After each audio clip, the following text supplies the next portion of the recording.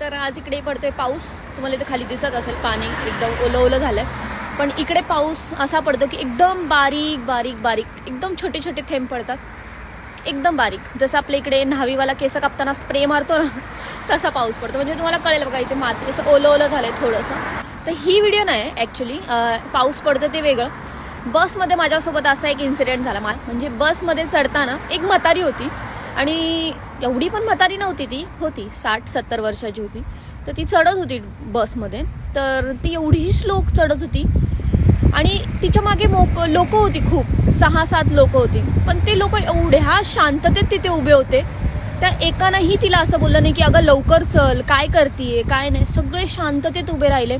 सर्वांना चढायला 2 मिनिटं लागले अक्षरशः. पण कोणी काहीच बोललं नाही. हे जर इंडियात असतं आणि एखादी आजीने उशीर केला असता तर आपल्या इथे लगेच मागे लागतात, अहो काकू चला ना, किती उशीर, चला पटापट पटापट.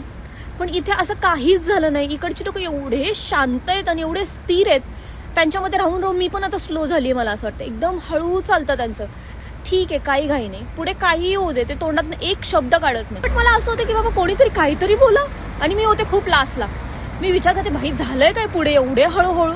तर सर्व ते एका आजीसाठी थांबले.